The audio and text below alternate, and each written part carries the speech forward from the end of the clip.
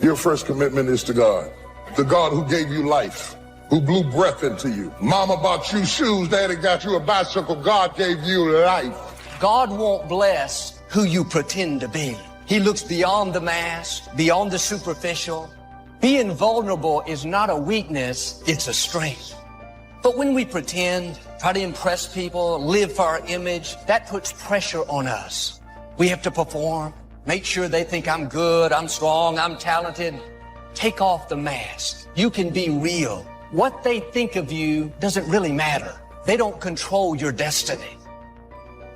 Why don't you let the people in your life off the hook? Maybe they did the best they could. They may have made decisions that you don't understand, feels like it puts you at a disadvantage, but you didn't have to walk in their shoes. Maybe nobody gave them what they needed to give to you. Bottom line, nobody owes you anything. God is keeping all the records. He has seen everything that's happened in your life. You got to make changes. You got to say no. You got to disappoint people. You got to walk away from some stuff. You have to. The injustice, the bad breaks, the person that did you wrong, those people cannot pay you back. They cannot make you whole. Only God can. Quit looking to people to make it up to you. Quit trying to get somebody to apologize, to give you what they don't have, to admit they were wrong. If you'll go to God, He'll bring you out better. He'll make the rest of your life more rewarding, more fulfilling than it would have been if that hadn't have happened in the first place. In the morning, devour something.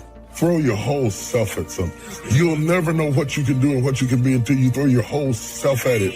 Devour it. Attack it like you're going to kill it. Devour the prey. And in the evening, you divide the spoils. We have it backwards today. We want to divide the spoils in the morning. So we're blinging when we ought to be devouring. See, don't worry about whose name you wear when you're young. Worry about your name.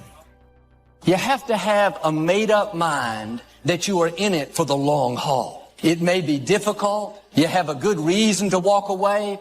Don't take the easy way out. Stay committed to your dreams. Don't give up on the promises God put in your heart. Stay committed to your job. Be a loyal person. Somebody they can count on day in and day out. You're not always going to feel like it. There will be good days and tough days. That's when you have to dig your heels in and say, I'm going to do the right thing when it's hard. I'm committed to this job. I'm going to be my best, even though my supervisor isn't treating me right. I'm committed to my dreams. I'm not going to give up because I don't see anything happening. I'm going to keep believing, expecting, thanking God. I know it's on the way.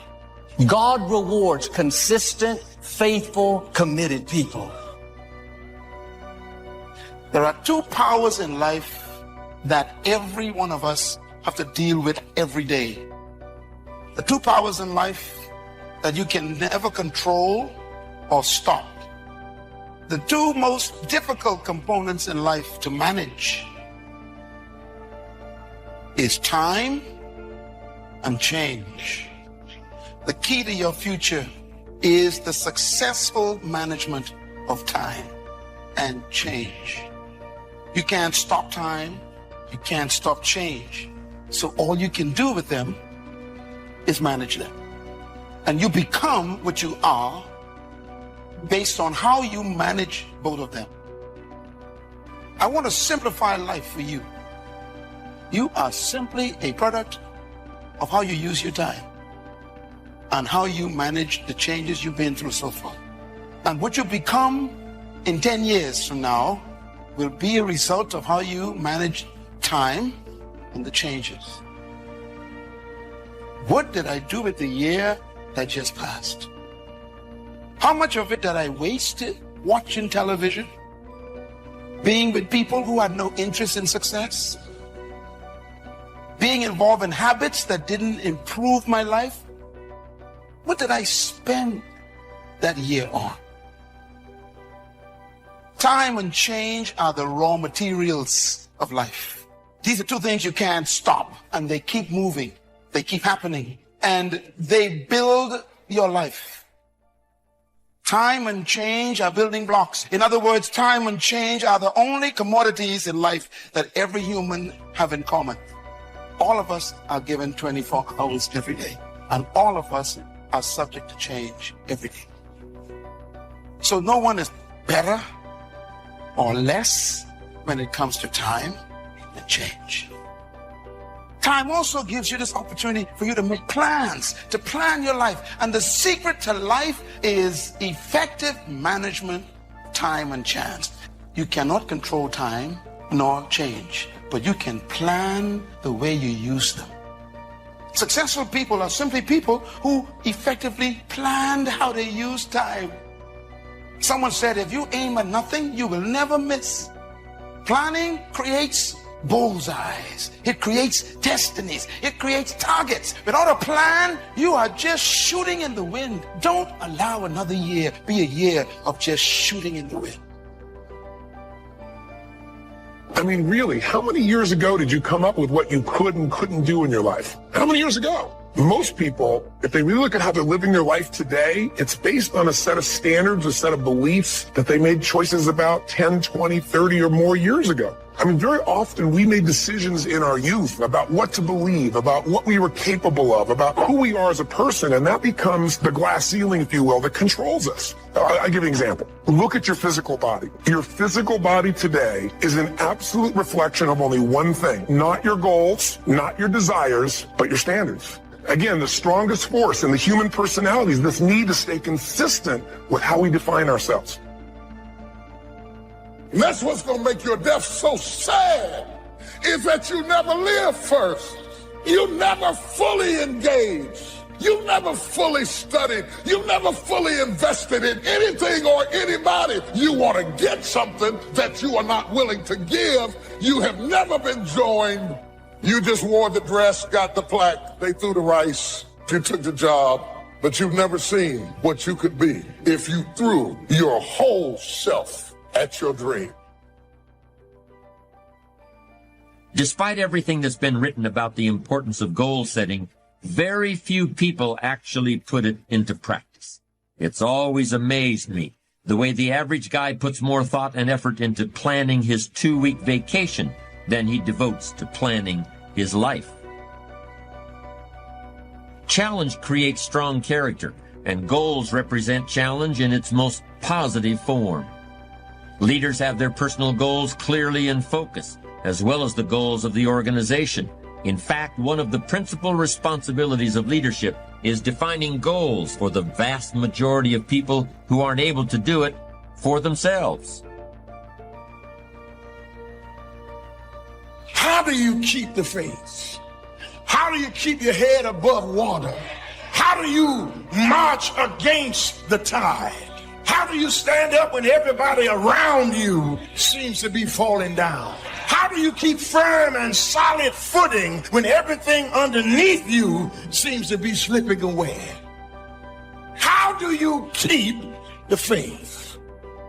You've got to be born again. And when you're born again, there are some things you just have to take. Just some things you have to stand up under. There's just some fights you're going to have.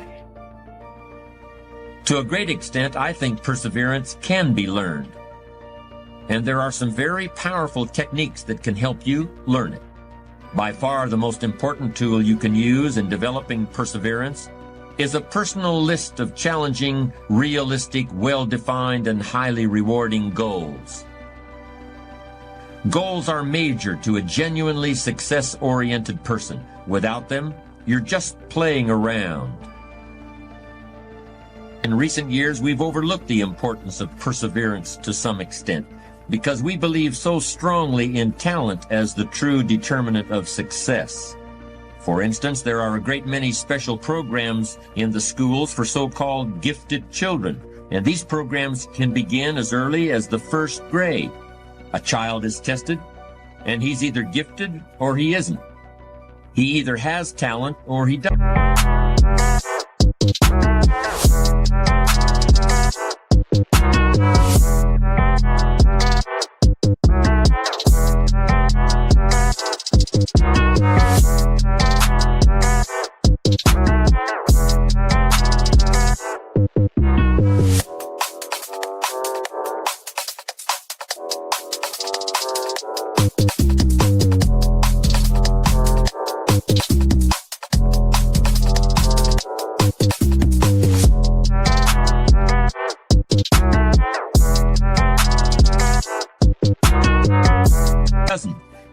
expectations of him change based on how he does on those expectations for himself change also. Of course, there are some educational systems that place a little less faith in talent and a little more faith in long, hard work. And since those systems have been the source of some incredible progress in recent years, I think it's important to look closely at perseverance and how you can get some of that stuff, whatever your gifts and talents may be. You don't have to lose your faith just because God didn't say yes to what you requested him to do. You don't have to have a nervous breakdown, a pity party, throw in the towel just because you didn't get the job, didn't get the house, didn't get the healing, didn't get what you wanted from the Lord. You don't always get your goals, but you always get your standards. Everybody in life gets their musts. They don't get their shoulds. Most people have a list of shoulds, don't they? Don't you have a list of the shoulds, things you should do, you should follow through on? I should get into the office earlier. I should be, more confident. Whatever your should list is, when you decide something is a must for you, an absolute must, when you cut off any possible, you say, I'm going to find the way, I'm going to make the way. Some people get it the first time they hear it. And then some folk got to go home and chew on it and think about it and turn it over in their minds. And sometimes it takes a year, 5 years, 8 years. You can't be impatient with the seed coming up because every seed does not come up at the same time. You have to be patient with the soil. You have to tend it. You have to take care of it. You have to make sure that when the seed is ready to be cast, that the soil is ready to receive it. The opposite of perseverance is procrastination. Perseverance means you never quit. Procrastination usually means you never get started. Although I consider the inability to finish something to be a form of procrastination. Ask people why they procrastinate, and you'll often hear something like this: I'm a perfectionist. Everything has to be just right before I can get down to work. Not too much noise, no telephone calls interrupting me, no distractions. And of course I have to be feeling well physically too. I can't work when I have a headache. The other end of procrastination, being unable to finish, also has a perfectionist explanation. I'm my own harshest critic. I'm just never satisfied. If all the I's aren't dotted and all the T's aren't crossed, I just can't consider that I'm done. That's just the way I am.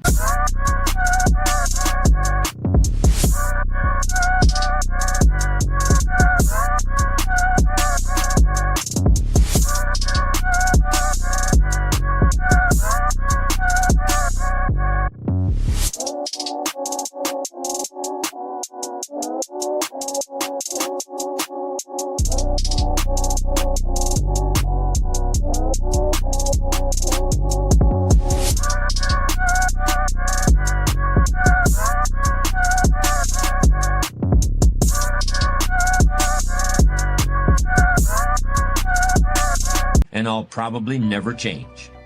A fault is being turned into a virtue. The perfectionist is saying that his standards are just too high for this world. This fault into virtue syndrome is a common defense when people are called upon to discuss their weaknesses. But in the end, it's just a very pious kind of excuse-making. It certainly doesn't have anything to do with what's really behind procrastination. Only quality people. As you think about your goals and dreams, this is not for everybody. You want to build an organization with only quality people. Not people who need more, but people who want more. You want to surround yourself with people that are hungry. People that are hungry are willing to do the things today others won't do in order to have the things tomorrow others won't have. If you do what is easy, always looking for a way to give yourself a pass, to let yourself off the hook, to do what everybody else is doing, a job, the journey of the broke. If you do what is easy, your life will be hard. But there's something in you that says, I can't do this. I can't do this anymore. There is an old person down inside of you that's dependent on you to be smart.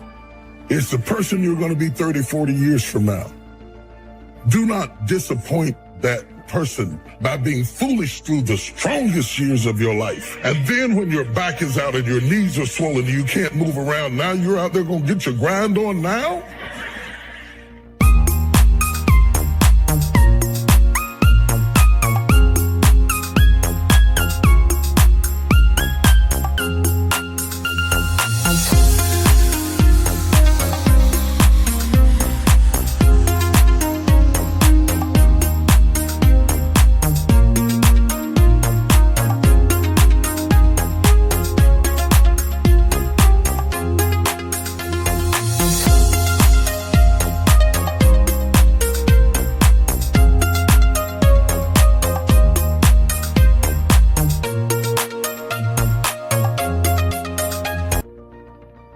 The basis of procrastination could be fear of failure. That's what extreme perfectionism really is once you take a hard look at it. What's the difference whether you're afraid of being less than perfect or afraid of anything else? You're still paralyzed by fear. What's the difference whether you never start or never finish? You're still stuck. You're still going nowhere. You're still overwhelmed by whatever task is before you. You're still allowing yourself to be dominated by a negative vision of the future in which you see yourself being criticized or laughed at or written out of town on a rail or punished. Of course, this negative vision of the future is really a mechanism that allows you to do nothing. It's a very convenient mental tool. Commitment means standing up for your life. It means honoring yourself. It means beginning to say and to see and recognize your alignment and oneness with the universe, and that you are a channel for life to express truth. And we short-circuit it with anger. We short-circuit it with fear. We short-circuit it by being lazy or apathetic or giving up easily. Why? We say, oh, it's too hard, it's too hard. We don't challenge our spirit. Ladies and gentlemen, there's nothing as powerful as the human spirit. You can't destroy it. You can pervert it, but you can't destroy it. So when you begin to say, what is it that I want to leave? What contribution that I want to begin to make? What difference do I want to make in life? What chances I need to take? What fears do I need to step on? What risks do I need to begin to embrace? You can either live your dreams or live your fears. You have got to get to a point where you say, I'm sick and tired of living like this. There's got to be more. That's when people go out and strike out on their dreams. Well, I'm going to tell you how to overcome procrastination. I'm going to show you how to turn procrastination into perseverance. The first principle is break it down. No matter what you're trying to accomplish, whether it's writing a book or climbing a mountain or painting a house, the key to achievement is your ability to break down the task into manageable pieces and knock them off one at a time. Focus on accomplishing what's right in front of you at this moment and ignore what's off in the distance someplace. Substitute real-time positive thinking for negative future visualization. That's the first all-important technique for bringing an end to procrastination. Procrastination won't be a problem because the task is now so small that fear won't kick in. And it all begins with those 3 words. Break it down.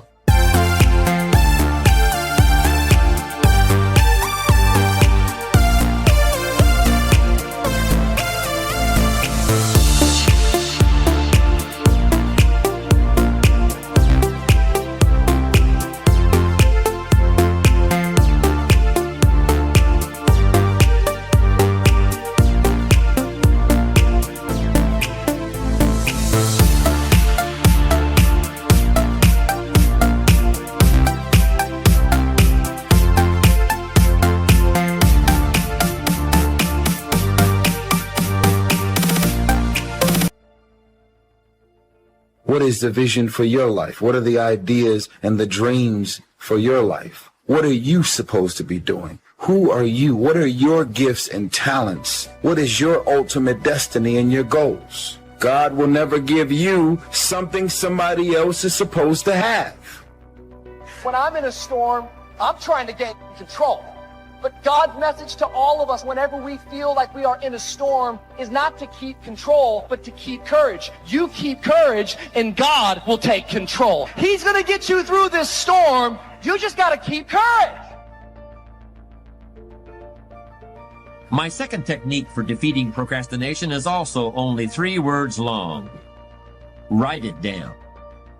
You're now going to be writing about the present, just as you experience it every day. Instead of describing the things that you want to do or the places you want to go, you're going to describe what you actually do with your time, and you're going to keep a written record of the places you actually go. You're going to keep a diary of your activities, and you're going to be amazed by the distractions, detours, and downright wastes of time that you come up with during the course of a day. All of these get in the way of achieving your goals. What else do you have to do to gain the benefits of this extremely powerful productivity technique? Nothing. You don't have to do anything else at all. It's just a process for making yourself aware of how you actually spend your time. You will naturally and effortlessly begin to reorganize your life. Perhaps that seems like too much to believe, but it's true. This is how you get yourself started. This is how you put an end to procrastination.